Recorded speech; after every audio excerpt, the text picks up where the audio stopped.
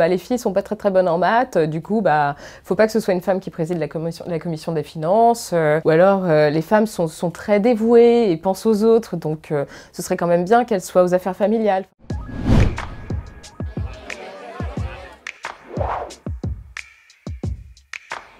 Il y a vraiment une exclusion institutionnelle des femmes, mais pas forcément que des femmes, de toutes les personnes qui sont considérées comme étant socialement dominées dans la société, jusqu'en 1944, parce qu'en plus du droit de vote, il y a eu le droit d'éligibilité, c'est-à-dire que c'était la première fois que les femmes avaient le droit de se présenter à des élections. Les femmes qui ont cherché à prendre leur place en essayant de se présenter à des élections, etc., se retrouvaient dans un environnement excessivement viriliste, où elles étaient vraiment considérées comme des intruses, en fait. Donc les lois sur la parité sont venues bousculer un peu le game, disons, ça a été un vrai game changer, on peut dire. La parité a quelque chose de très positif, puisqu'elle implique d'avoir nécessairement des femmes dans les instances politiques, c'est-à-dire qu'elles font partie du paysage. L'effet, effectivement, sous-jacent, c'est qu'on peut considérer qu'à partir du moment où il y a suffisamment de femmes dans une enceinte parlementaire ou dans une instance politique, que finalement le problème est réglé.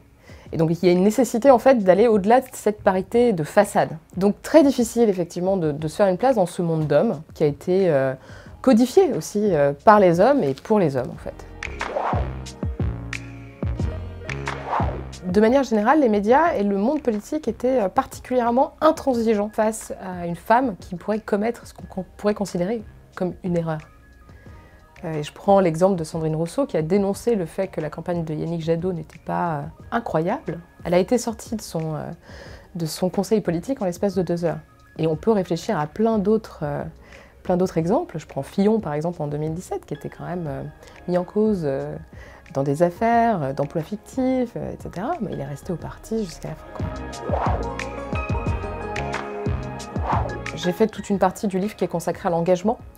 Qu'est-ce que l'engagement politique pour les personnes que j'ai interviewées? Et en fait, je me suis rendu compte que bon nombre d'entre elles arrivaient en politique à la suite d'un engagement militant, qui soit féministe, antiraciste, écologiste. Certaines préfèrent rester dans la sphère militante, en considérant que le monde politique, institutionnel et partisan ne permet pas en fait d'aboutir au changement de société qu'elles cherchent qu'elles portent.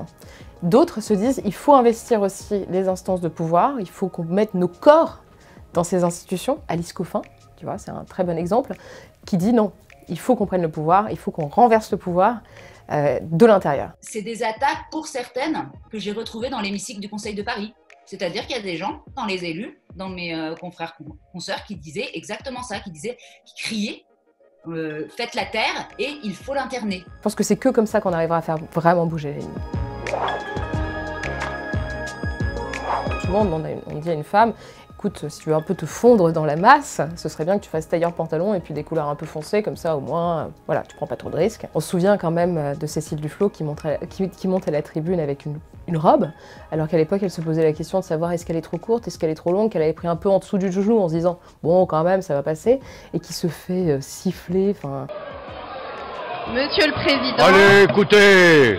Mesdames et messieurs les députés, mais surtout messieurs, visiblement. C'était il n'y a pas très longtemps, clairement.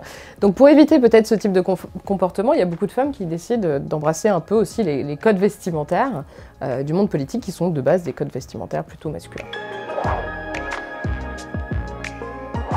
On reproduit les stéréotypes classiques de les filles sont pas très bonnes en maths, du coup faut pas que ce soit une femme qui préside la commission des finances, ou alors les femmes sont très dévouées et pensent aux autres, donc ce serait quand même bien qu'elles soient aux affaires familiales. Et on le constate aussi sur la question des ministères régaliens, les ministères où on a le plus de pouvoir, les attributions sont considérées comme étant vraiment très importantes. Et il y a quelques-uns de ces ministères, notamment la justice, qui était dirigée par une femme lorsque Emmanuel Macron a pris ses fonctions et que son premier gouvernement a été nommé en 2017, c'était Nicole Belloubet.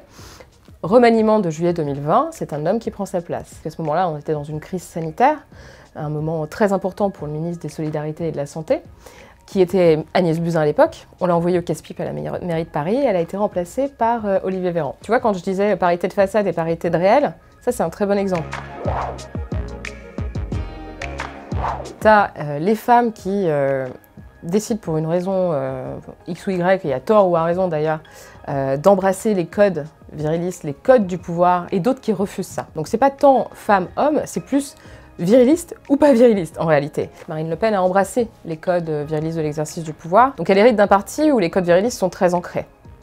Elle a compris aussi, et ça c'est plus de la stratégie de communication politique, que ça ne fonctionnait pas puisqu'il y avait quand même 51% plus de 51% de la population qui étaient des femmes et qui votent. Et que ces femmes, en partie, votent aussi pour elle. Donc elle a dû chercher en fait à féminiser le Rassemblement national, et c'est ce qui s'est passé l'an dernier au congrès de Perpignan en 2021, en juillet 2021, lorsqu'elle a fait en sorte de faire monter au sein de l'organe décisionnaire du parti des femmes.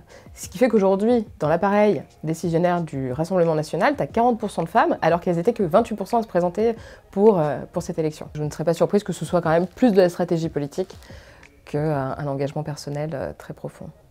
Au revoir mademoiselle et merci.